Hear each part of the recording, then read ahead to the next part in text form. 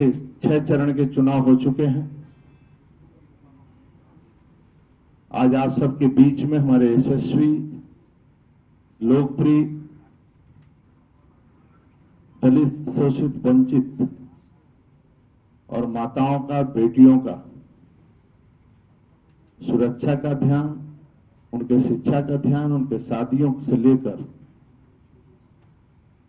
जो राज्य की लोकप्रियता है, राज्य में लोकप्रियता है और सभी लोग स्वीकार कर रहे हैं और एक तरफा जनता जनार्दन का भी आशीर्वाद मिल रहा है।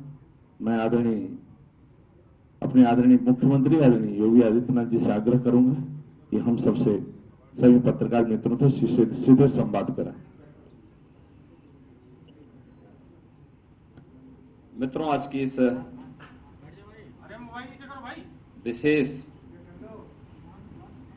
पीसी में मैं अपने सहयोगियों, अपने प्रदेश के लोकप्रिय और कर्मठ अध्यक्ष श्री स्वतंत्र देव सिंह जी और मेरे दोनों वरिष्ठ सहयोगी श्री केशव जी अभी कुछ ही देर में इस विषय को ज्वाइन करेंगे और दिनेश जी यहां पर मौजूद हैं। इन सब की ओर से मैं आपका स्वागत करता हूं। पीसी के उसमें काफी दिनों के बाद हम लोग संवाद कर पा रहे हैं, क्योंकि पिछले 2 महीनों के एक मैराथन दौड़ के बाद देश के सबसे बड़े राज्य के चुनाव प्रक्रिया को, चुनाव प्रचार के कार्यक्रम को शांतिपूर्ण तरीके से समारोह करने के उपरांत हम लोग आए हैं और इसीलिए इन सब पर आपसे चर्चा की जाए, इसीलिए यह विशेष हम लोगों ने पीसी यहां पर बुलाई है। उत्तर प्रदेश में 2017 में जो आदरणीय प्रधानमंत्री जी के मार्गदर्शन में भारतीय जनता पार्टी ने उस समय के राष्ट्रीय अध्यक्ष माननीय अमित शाह जी के नेतृत्व में जो लोक कल्याण संकल्प पत्र जारी किया था, उसमें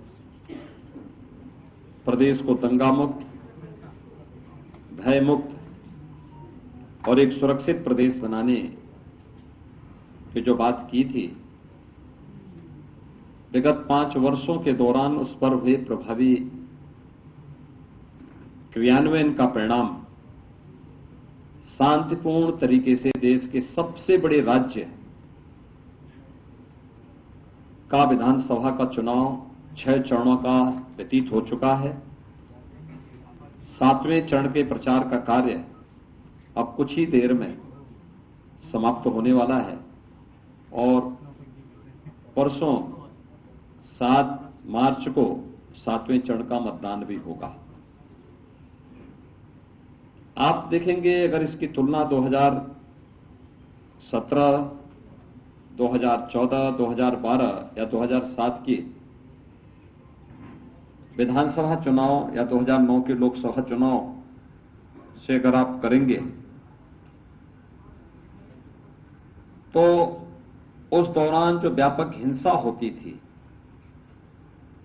अराजकता का तांडव देखने को मिलता था, उससे इतर शांतिपूर्ण तरीके से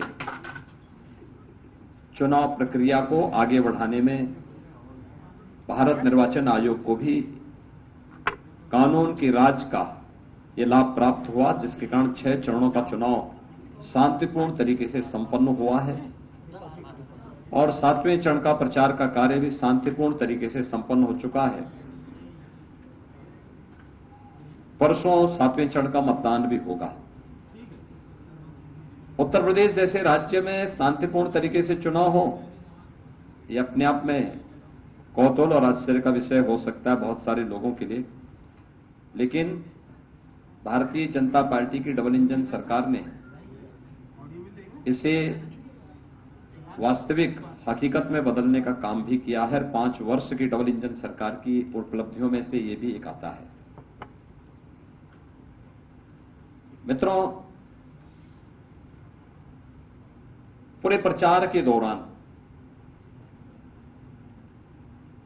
प्रदेश के अंदर सभी 75 जनपदों में हमें जाने का अवसर प्राप्त हुआ और पिछले 2 महीनों के दौरान मैं इस बात को कह सकता हूं कि Bharatiya Janata party double engine सरकार ने जो कहा सो करके दिखाया था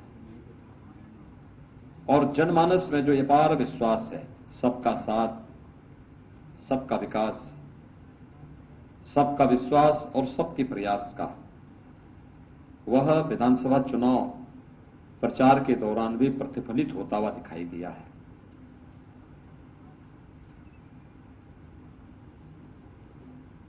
यह सच है कि 2014 से पहले प्रदेश की राजनीति को भी और देश की राजनीति को भी कांग्रेस और अन्य क्षेत्रीय दलों ने जाति, मत, मजहब, क्षेत्र, भाषा और तमाम अन्य बातों के आधार पर विभाजित कर दिया था और इस उधेड़बुन में मूल बिंदुओं पर ध्यान नहीं जा पाता था। पहली बार देखने को मिला है जब 2014 में प्रधानमंत्री मोदी जी के नेतृत्व में इलेक्शन लड़े गए और भारत के सामान्य निर्वाचन के लिए उस समय इलेक्शन के एजेंडे को जो धार उन्होंने दी थी, लोकसभा चुनाव के पहले प्रधानमंत्री जी ने नारा दिया था सबका साथ और सबके विकास का। लोगों को लगता था कि ये वास्तव में क्या है, लेकिन जब 2014 में सरकार बनी और सरकार ने अपने बिंदुओं को फोकस किया देश की आंतरिक और बाह्य सुरक्षा को लेकर, देश की आस्था के सम्मान को लेकर, देश की इंफ्रास्ट्रक्चर डेवलपमेंट को लेकर के और गरीब कल्याणकारी योजनाओं का लाभ बिना भेदभाव के प्रत्येक नागरिक तक पहुंचाने का,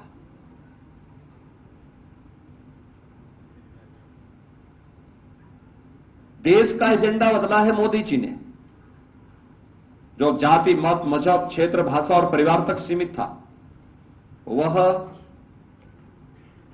प्रधानमंत्री मोदी जी ने गांव, गरीब, किसान, नौजवान, महिलाएं और समाज के उन सभी उपेक्षित, दबे कुचले तबकों तक पहुंचाने का काम किया जो आजादी के बाद शासन की योजनाओं से वंचित थे, जो विकास की प्रक्रिया में पिछड़ गए थे और जिन्हें सरकार के सहयोग और सहारे की आवश्यकता थी, उन सबको ये संबल देने का काम प्रधानमंत्री मोदी जी के नेतृत्व में हुआ।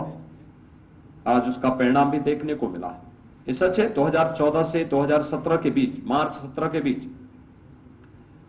प्रधानमंत्री मोदी जी के द्वारा प्रारंभ किए गए गरीब कल्याणकारी योजनाओं का और इंफ्रास्ट्रक्चर डेवलपमेंट के कार्यों को प्रदेश की तत्कालीन समाजवादी पार्टी की सरकार लागू करने में विफल रही, पूरी तरह विफल रही। लेकिन जब मार्च 2017 में भारतीय जनता पार्टी की सरकार प्रदेश में पदारूढ़ होती है, तो उस समय हम लोगों ने आकर के केंद्र सरकार की उन सभी योजनाओं को प्रदेश में लागू किया जो प्रदेश के 25 करोड़ लोगों के जीवन में व्यापक परिवर्तन का कारक बन सकती थी। याद करिए, हम लोग जब आए थे, हमारी सरकार ने पहले 3 फैसले लिए थे। अन्नदाता किसानों की ऋण माफी के, जिसमें 86 लाख किसानों का 36,000 करोड़ रुपए का कर्ज माफी का कार्यक्रम हुआ था। ट्रांसपेरेंस तरीके से पूरे देश के अंदर अपने आप में एक उदाहरण था। टेक्नोलॉजी का उपयोग करते हुए कैसे किसानों के जीवन में परिवर्तन लाया जा सकता है, यह कार्य किया गया। प्रदेश के अंदर अवैध बूचड़खानों को बंद किया गया और बेटियों की सुरक्षा के लिए एंटी रोमियो स्क्वाड का गठन करके हर थाना क्षेत्र में इसको सक्रिय किया गया। अन्नदाता किसानों से अगर मैं इस योजना को प्रारंभ करूं, आज आप देख रहे होंगे अन्नदाता किसानों के लिए प्रधानमंत्री फसल बीमा योजना,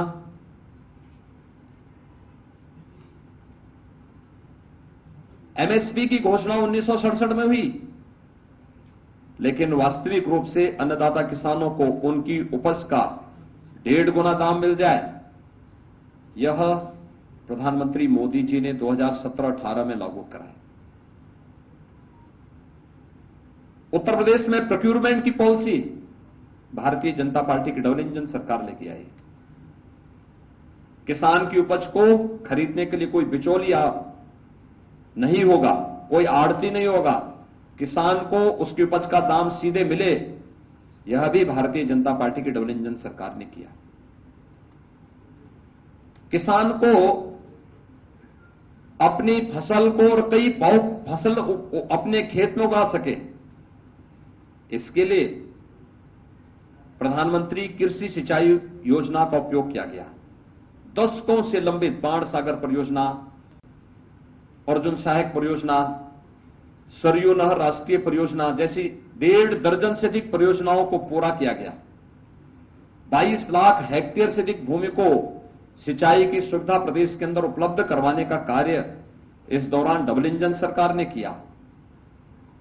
अन्नदाता किसानों को शासन की योजनाओं का भरपूर लाभ देते हुए उनके जीवन में परिवर्तन लाने का काम भारतीय जनता पार्टी की सरकार ने लिया, और वर्तमान में 2,54,00,000 से अधिक किसान उत्तर प्रदेश के अंदर ऐसे हैं जो प्रधानमंत्री किसान सम्मान निधि का लाभ प्राप्त 6,000 रुपये सालाना प्राप्त कर रहे हैं। मित्रों, गन्ना किसानों का 1,62,600 करोड़ रुपए से अधिक का गन्ना मूल्य का भुगतान मात्र 5 वर्ष के अंदर भारतीय जनता पार्टी की डबल इंजन सरकार ने किया है। अगर इस पूरी राशि को आप 2004 से लेके 2003 से लेके 2017 के बीच सपा बसपा सपा की सरकार के कार्यकाल को देखेंगे, इतना गन्ना मूल्य का भुगतान इन पूरे 3 कार्यकाल में भी ये लोग नहीं कर पाए थे। कोरोना कालखंड में भी कोई चीनी मिल बंद नहीं हुई, सभी चीनी मिलें अपना काम करती रही, चलती रही, और जब तक गन्ना किसान के खेत में गन्ना है तब तक चीनी मिलें चलेंगी। उस संकल्प को सरकार ने लागू भी किया। मित्रों, अन्नदाता किसान वह किसान भी है, पशुपालक भी है। अवैध बूचड़खाने उनके सामने चुनौती थी। हमने आने के तत्काल बाद 2017 में अवैध बूचड़खाने बंद किए। हम ये भी जानते थे कि इसके कुछ साइड इफेक्ट होंगे, और इसीलिए हम लोगों ने 2018-19 से हर जनपद में पर्याप्त मात्रा में गौ आश्रय स्थल खोलने प्रारंभ कर दिए थे। 9 लाख गौवंश वर्तमान में गौ आश्रय स्थल में है। 3 प्रकार की योजनाएं हमारी इस संबंध में चल रही हैं। एक, सरकार के संरक्षण में बेसहारा गौवंश के संरक्षण की योजना। दूसरी, सेवक भागता योजना के अंतर्गत जो किसान बेसहारा गौवंश को अपने यहां ले जाकर के पालेगा, उसका पालन करेगा, पर गौवंश उसे 900 रुपये की राशि सरकार देती है, और 4 गौवंश एक पशुपालक को देने की हम छूट देते को उसको अनुमन्य करते हैं। और तीसरी योजना कुपोषित परिवारों के लिए है, जिसमें बेसहारा गौवंश को जो गौ आश्रय स्थल से उन्हें उपलब्ध करवाने का कार्य किया जाता है, और उसमें 900 रुपये हर गौवंश का उस परिवार को दिया जाता है। ब्याई हुई गाय देते हैं उस परिवार को। 9 लाख गौवंश की सेवा और उनके संरक्षण का कार्य इस रूप में हो रहा है। लेकिन आने वाले समय में यह कार्यक्रम और भी तीव्र गति से आगे बढ़े, यह एक योजना है, और इसको लेकर के ऊर्जा के साथ उसे जोड़ना, ऊर्जा के साथ साथ प्राकृतिक खेती के लिए यूनियन बजट में पहली बार प्रावधान हुआ है, तो प्राकृतिक खेती को इसके साथ जोड़ने की कार्रवाई भी आगे बढ़ेगी। और इसलिए अन्नदाता किसानों के लिए डबल इंजन की भारतीय जनता पार्टी सरकार किस रूप में कार्य कर रही है, ये आप सबके सामने है। और अन्नदाता किसानों का पूरे इलेक्शन कैंपेन के दौरान जो भारतीय जनता पार्टी को समर्थन मिला, वह भी इस रूप में देखने को मिला। एंटी रोमियो स्क्वाड का गठन से लेकर के मिशन शक्ति के 3rd फेज के कार्यक्रम तक हमने 1st फेज से ही देखना शुरू किया कि प्रदेश की माताएं, बहनें, बेटियां, वह हो सकता है कि परिवार में पुरुष कोई मत रखता हो, लेकिन उससे इतर उन्होंने भारतीय जनता पार्टी की सरकार को अपना समर्थन दिया। वे जाति, मत, मजहब, परिवार से ऊपर उठ करके भारतीय जनता पार्टी के पक्ष में उनका रुझान देखने को मिला और उन्होंने बड़ी मजबूती के साथ भारतीय जनता पार्टी के पक्ष में अपना समर्थन, अपना सहयोग और अपना आशीर्वाद दिया। बड़े पैमाने पर पूरे प्रदेश के अंदर हम लोगों ने देखा। इसके पीछे केंद्र और प्रदेश सरकार की सभी योजनाएं हैं, जिसमें चाहे वो स्वच्छ भारत मिशन के अंदर, स्वच्छ भारत मिशन एक केवल शौचालय बनाने का कार्यक्रम नहीं था, ये नारी गरिमा और सुरक्षा का प्रतीक भी बना। प्रदेश के अंदर बेटी बचाओ बेटी पढ़ाओ का कार्यक्रम हो, जननी सुरक्षा का हो, मातृवंदना का कार्यक्रम हो, या प्रदेश शासन के द्वारा मुख्यमंत्री कन्या सुमंगला योजना या मुख्यमंत्री सामूहिक विवाह की योजना, ये सभी योजनाएं ऐसी थी जिन योजनाओं को हाथों हाथ माताओं बहनों ने लिया और उन योजनाओं के साथ जुड़ करके उन्हें लगा कि वास्तव में पहली बार ऐसी सरकार आ रही है, चाहे वह प्रत्येक घर में बिना भेदभाव के शौचालय उपलब्ध करवाने का कार्य कर रही है, या धुएं से मुक्ति के लिए प्रधानमंत्री उज्ज्वला योजना में उन सभी परिवारों को रसोई गैस के सिलेंडर उपलब्ध करवाने का कार्य करा रही है। आप सोचिए, कार्बन जनित बीमारियों से कितनी माताओं को बचाने का काम इसके माध्यम से प्रधानमंत्री मोदी जी ने किया। आज उसी के लिए अपना आशीर्वाद प्रदेश की माताएं भारतीय जनता पार्टी के डबल इंजन सरकार को देने के लिए पूरी मजबूती के साथ जुटी रही। या फिर स्वामित्व योजना के माध्यम से 23 से 25 लाख परिवारों को गांव-गांव में, जिस गांव में जहां पे उनकी जमीन थी उस जमीन का मालिकाना अधिकार देने का कार्य ये प्रधानमंत्री मोदी जी के नेतृत्व में हुआ। महिला स्वयंसेवी समूह के माध्यम से उन्हें आर्थिक रूप से स्वावलंबन की ओर अग्रसर करने का कार्यक्रम, 1 करोड़ माताएं और बहनें इसके साथ जुड़ी हुई हैं। कितने बड़े कार्यक्रम के साथ ये अभियान चला और पश्चिमी उत्तर प्रदेश से लेकर के पूरब तक और कहीं भी जाएंगे, हर बेटी, हर बहन और हर माता अपने आप को आज सुरक्षित महसूस करती है। और उन्होंने मुक्त कंठ से इस बात को कहा कि हम उत्तर प्रदेश में हैं, उत्तर प्रदेश सुरक्षित है और हम कहीं भी आ जा सकते हैं, किसी से में आ जा सकते हैं, हमें कोई भय नहीं। एक भय मुक्त वातावरण और दंगा मुक्त सरकार देने वाली भारतीय जनता पार्टी को ही हम समर्थन देंगे। यह पूरा उद्घोष माताओं बहनों की तरफ से भी प्रदेश के अंदर देखने सुनने को मिला गया। इस पूरे चुनाव कैंपेन के दौरान बहुत सारी चीजें देखने को मिली।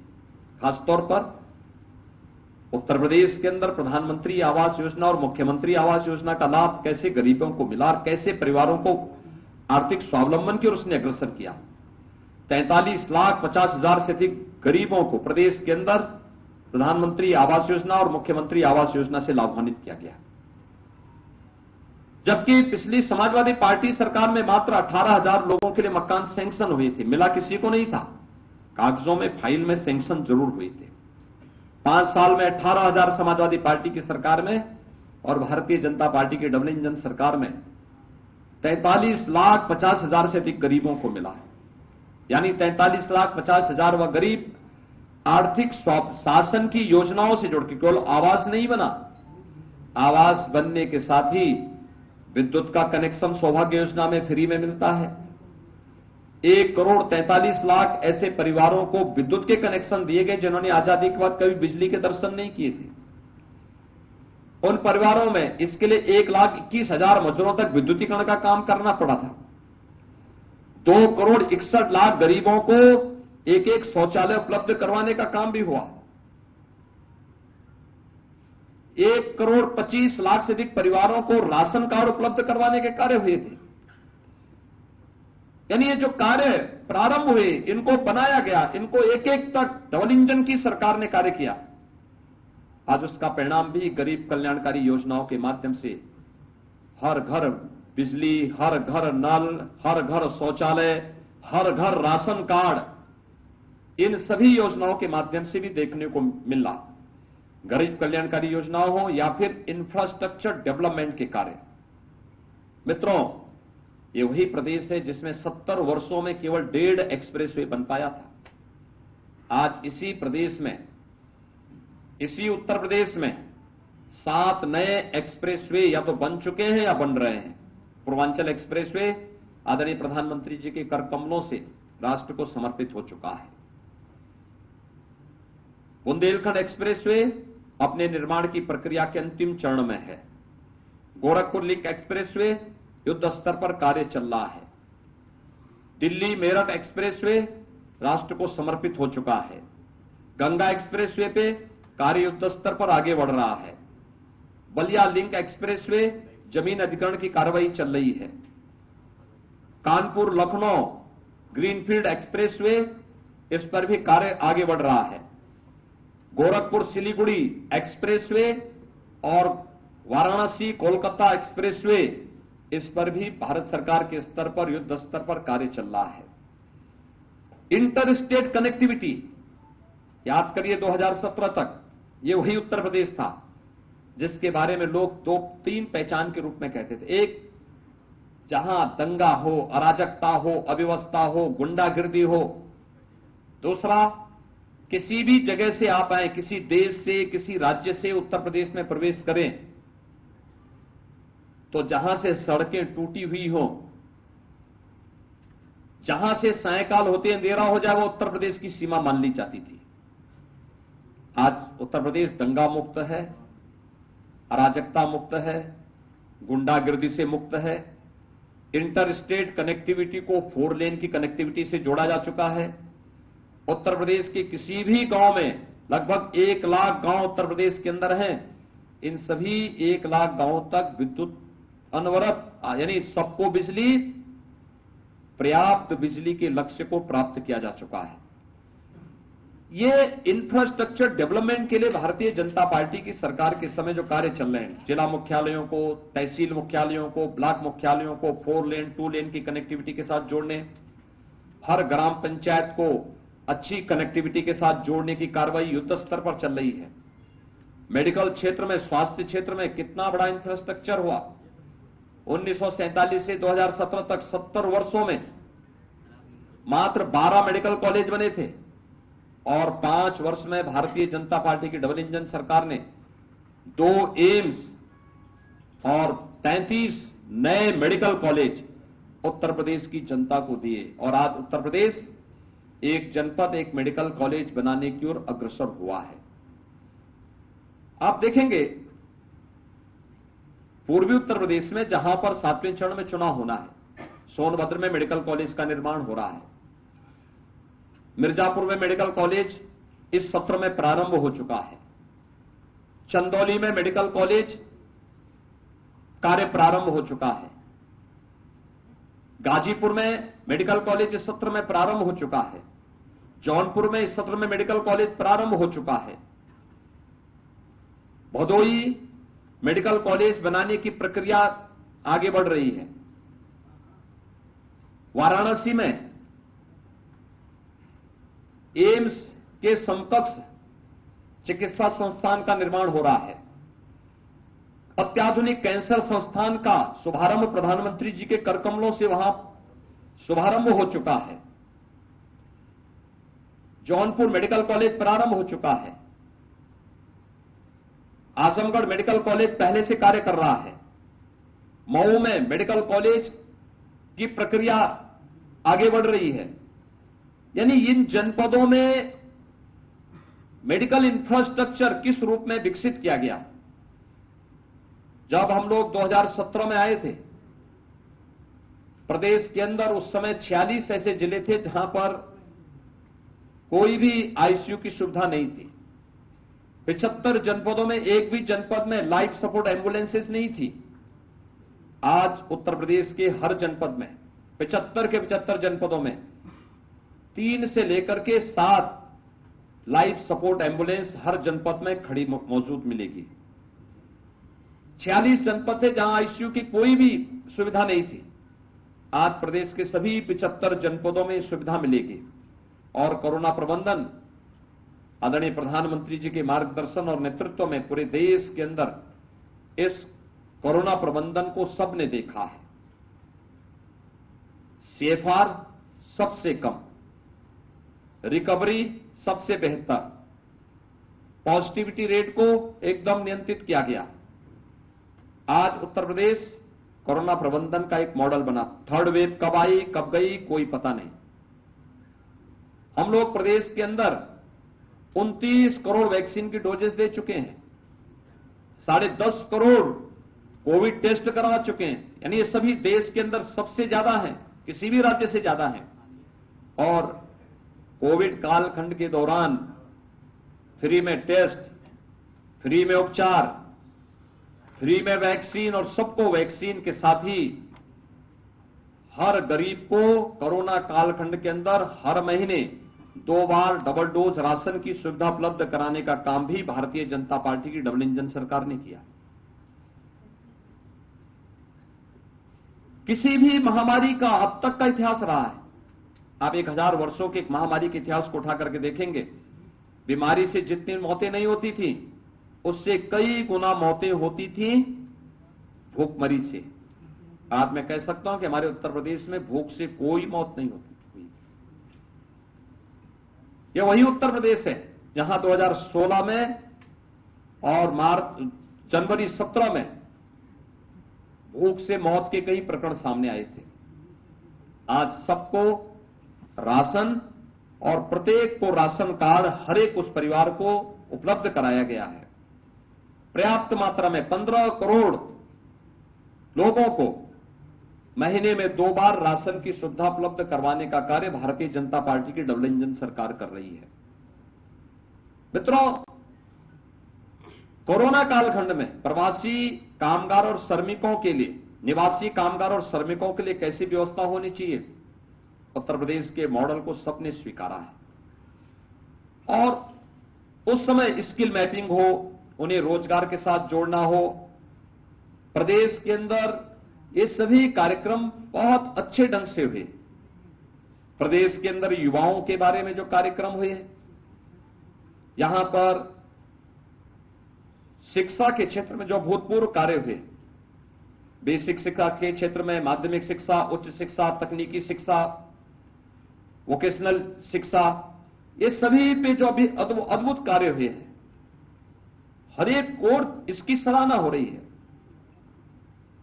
उत्तर प्रदेश में नकल विहीन परीक्षा हो सके, ये कल्पना थी, आज हो रही है। 8 नए विश्वविद्यालय बनाए जा रहे हैं। ये किसी भी सरकार के कार्यकाल में सर्वाधिक राजकीय विश्वविद्यालय हैं। महाराज सुहेलदेव के नाम पे आजमगढ़ में विश्वविद्यालय का निर्माण हो रहा है। अलीगढ़ में राजा महेंद्र प्रताप सिंह जी के नाम पे विश्वविद्यालय की स्थापना का कार्य चल रहा है। सहारनपुर में मां स्वाकंबरी के नाम पर विश्वविद्यालय के निर्माण की कार्रवाई युद्ध स्तर पर आगे बढ़ रही है। प्रयागराज में डॉक्टर राजेंद्र प्रसाद जी के नाम पे लॉ यूनिवर्सिटी का निर्माण हो रहा है। लखनऊ में सरदेव अटल जी के नाम पर मेडिकल यूनिवर्सिटी का निर्माण हो रहा है। गोरखपुर में महायोगी गुरु गोरखनाथ के नाम पर आयुष विश्वविद्यालय का निर्माण हो रहा है। यानी युद्ध स्तर पर हर एक उस कार्य को प्रदेश सरकार लखनऊ में पहली बार अपराध दुनिया के अंदर किस रूप में घटित हो रहे हैं, वह पुलिस के यानी पुलिस के मॉडर्नाइजेशन को से लेकर के पुलिस में भर्ती की पारदर्शी प्रक्रिया को आगे बढ़ाने को लेकर, और लखनऊ में और हर जोनल मुख्यालय पे एफएसएल लैब की स्थापना हो या लखनऊ में पुलिस एंड फॉरेंसिक इंस्टीट्यूट की स्थापना की कार्रवाई हो, यह सफलतापूर्वक भारतीय जनता पार्टी की डबल इंजन सरकार के दौरान हुआ। 5 लाख नौजवानों को सरकारी नौकरी उपलब्ध कराई गई। इस दौरान 2 करोड़ से अधिक नौजवानों को रोजगार, नौकरी और स्वतः रोजगार के साथ जोड़ने में भी भारतीय जनता पार्टी की डबल इंजन सरकार को अवसर मिला। हर गांव में बैंकिंग कॉरेस्पॉन्डेंट सखी, हर गांव में रोजगार सहायक की तैनाती, ये प्रदेश के अंदर युद्ध स्तर पर इन सभी कार्यक्रमों को आगे बढ़ाने का काम हुआ।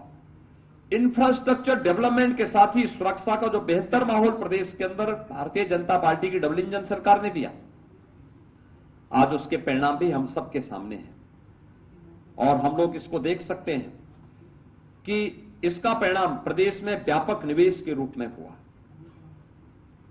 लगभग 3,66,000 करोड़ रुपए से अधिक का निवेश प्रदेश के अंदर इन 5 वर्षों के अंदर हुआ। खासतौर पर 2 वर्ष तो कोविड प्रबंधन में हमारे बीते, लेकिन उस सब के बावजूद बिना रुके, बिना थके, बिना टिके और बिना झुके सरकार अपने कार्यक्रमों को निरंतर आगे बढ़ाती रही और आज उसका परिणाम हमें देखने को मिला। व्यापक रोजगार का सृजन हुआ। परंपरागत हस्तशिल्पियों को आगे बढ़ाने के लिए विश्वकर्मा श्रम सम्मान के माध्यम से, परंपरागत उद्यम को बढ़ावा देने के लिए एक जनपद एक उत्पाद, 1 डिस्ट्रिक्ट 1 प्रोडक्ट की कार्य योजना को आगे बढ़ा करके श्रमिकों के लिए अटल आवास, उनके बच्चों के लिए अटल आवासीय विद्यालय में अत्याधुनिक शिक्षा की व्यवस्था के लिए प्रदेश के 3 करोड़ से अधिक श्रमिकों को सामाजिक सुरक्षा और 5 लाख रुपए की उन्हें आयुष्मान भारत और मुख्यमंत्री जन आरोग्य योजना में स्वास्थ्य बीमा का कवर उपलब्ध कराने का कार्य Bharatiya Janata party double engine सरकार ने प्रदेश के अंदर किया। पटरी व्यवसायियों के बारे में पहली बार किसी सरकार ने सोचा। लगभग 8 करोड़ पटरी व्यवसायी प्रधानमंत्री स्वनिधि योजना के साथ जुड़े और उन्हें इंटरेस्ट फ्री लोन 10,000 का लोन देने की व्यवस्था उपलब्ध कराई गई और उनके जीवन में व्यापक परिवर्तन लाने का कार्य इनके माध्यम से किया गया। भारतीय जनता पार्टी की डबल इंजन सरकार के द्वारा विभिन्न क्षेत्रों में किए गए कार्यों का परिणाम इस पूरे इलेक्शन कैंपेन के दौरान भी देखने को मिला। हर व्यक्ति इस बात को स्वीकारता था कि सुरक्षा की बेहतर माहौल हुआ है, हमें भी बिजली मिल पा रही है, भेदभाव नहीं होता है, हमें भी राशन मिल रहा है, कोई भेदभाव नहीं होता है। हर एक व्यक्ति इस बात को स्वीकार करता था कि बिना चेहरा देखे हुए सरकार अपनी योजनाओं का लाभ हर एक गांव, हर गरीब, हर किसान, हर नौजवान तक दे रही है और हर एक व्यक्ति के मुंह पे एक ही आवाज थी कि प्रधानमंत्री मोदी जी का यह मंत्र सार्थक हुआ कि सबका साथ, सबका विकास, सबका विश्वास और सबका प्रयास। आस्था को व्यापक सम्मान दिया गया। अयोध्या में दीपोत्सव का आयोजन हो या अयोध्या में राम जन्मभूमि पर भगवान राम के भव्य मंदिर के निर्माण का कार्य, काशी में देव दीपावली हो या फिर काशी विश्वनाथ धाम का भव्य स्वरूप, प्रयागराज में भव्य और दिव्य कुंभ हो या फिर प्रयागराज की कायाकल्प, मथुरा, वृंदावन, बरसाना को तीर्थ स्थल के रूप में स्थापित करके ब्रज तीर्थ विकास परिषद के माध्यम से उनके चतुर्दिक विकास का हो या फिर संत रविदास जी के सीर गोवर्धन के सुंदरीकरण का कार्य, महर्षि वाल्मीकि के लालापुर के सुंदरीकरण का कार्य या फिर श्रृंगवेरपुर में निषाद राज के किले के सुंदरीकरण और उसको भव्य स्मारक के रूप में देकर के भगवान राम और निषाद राज के मिलन का एक भव्य प्रतिमा वहां स्थापित करने की कार्रवाई, ये सभी कार्य भारतीय जनता, या फिर महाराज सुहेलदेव का भव्य स्मारक बहराइच में बनाने की कार्रवाई, भारतीय जनता पार्टी की डबल इंजन सरकार ने हर दिशा में कार्य किया है और आज उसका परिणाम भी हम सबको इस पूरे चुनाव इलेक्शन कैंपेन में देखने को मिला। जातिवाद की दीवारें टूटी हैं, परंपरागत वंशवाद और परिवारवाद की राजनीति वाले पूरी तरह विफल हुए हैं। प्रदेश में राष्ट्रवाद, विकास और सुशासन के मुद्दे पर, सुरक्षा के मुद्दे पर प्रदेश की जनता जनार्दन ने 6 चरणों में भारतीय जनता पार्टी के पक्ष में मजबूती के साथ खड़े होकर के अपना समर्थन और अपना आशीर्वाद दिया है। 7वें चरण में भी यही ट्रेंड बनेगा कोई संदेह नहीं होगा, क्योंकि ये जो ट्रेंड फर्स्ट वेव यानी पहले चरण से प्रारंभ हुआ, ये लगातार आगे चल रहा है। और मैं विश्वास के साथ इस बात को कह सकता हूं कि जब इस 7 चरणों के चुनाव संपन्न होंगे,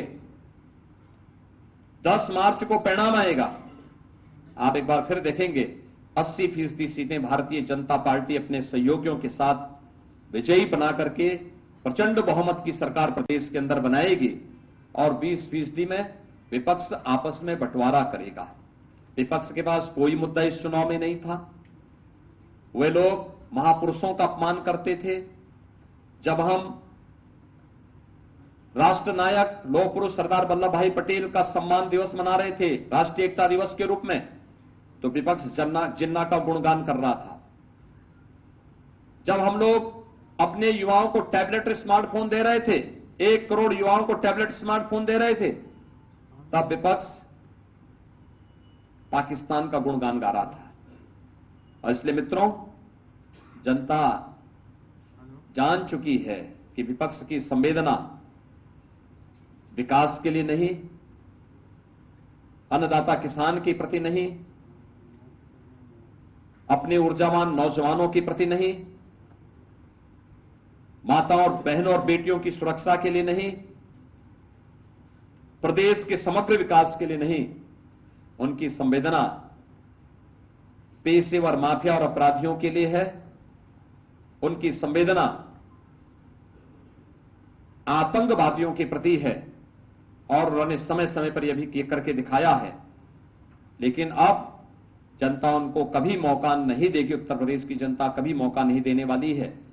यह संकल्प आगे बढ़ रहा है और हम विश्वास के साथ कह सकते हैं कि इन 2 महीनों के इस पूरे इलेक्शन कैंपेन में ये उत्साह और ये समर्थन या आशीर्वाद हम लोगों को हर एक विधानसभा क्षेत्र में, हर एक जनपद में और प्रदेश के चारों ओर देखने को मिला है।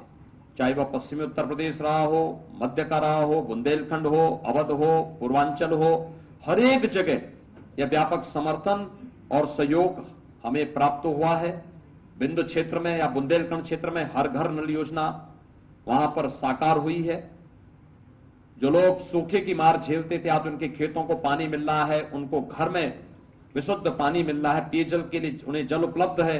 ये सभी कार्रवाई हो रही है और मैं विश्वास के साथ कह सकता हूं कि भारतीय जनता पार्टी प्रधानमंत्री मोदी जी के नेतृत्व और उनके मार्गदर्शन में 10 मार्च को फिर से डबल इंजन की सरकार प्रदेश में पदारूढ़ होगी और प्रचंड बहुमत के साथ भारतीय जनता पार्टी सरकार बनाने में सफल होगी। मुझे यही आप सबसे कहना था इस पूरे चुनाव कैंपेन के बारे में। लेकिन तो सबसे बड़ी बात है कि 6 चरणों के चुनाव शांतिपूर्ण तरीके से हुए हैं। ये प्रदेश सरकार के द्वारा बनाई गई कानून का राज, उसका एक उदाहरण है। आप सबका एक बार फिर से धन्यवाद, अभिनंदन, बहुत बहुत धन्यवाद जी। सीएम योगी आदित्यनाथ को आप सुन रहे थे। उन्होंने प्रेस कॉन्फ्रेंस कर एक बार फिर से दावा किया है कि बीजेपी एक बार फिर से वापसी कर रही है। 80% सीटों पर बीजेपी का कब्जा होगा, जबकि 20% सीटों में विपक्ष का बंटवारा होगा। तमाम बड़ी बातें कही हैं सीएम योगी आदित्यनाथ ने। अपनी सरकार की उपलब्धियों को एक एक कर गिनाया कि कोविड प्रबंधन किस तरह से बेहतर तरीके से किया गया, साथ ही साथ एम्स भी बनाए जा रहे हैं। यूपी में अब भूख से कोई मौत नहीं होती। और ये सभी बातें सीएम योगी आदित्यनाथ ने प्रेस कॉन्फ्रेंस के जरिए जनता के सामने रखी है। उसके साथ साथ बड़ा दावा भी एक बार फिर से किया है कि बीजेपी की वापसी हो रही है। रुक रहे हैं एक छोटे से ब्रेक के लिए, जल्द लौट रहे हैं।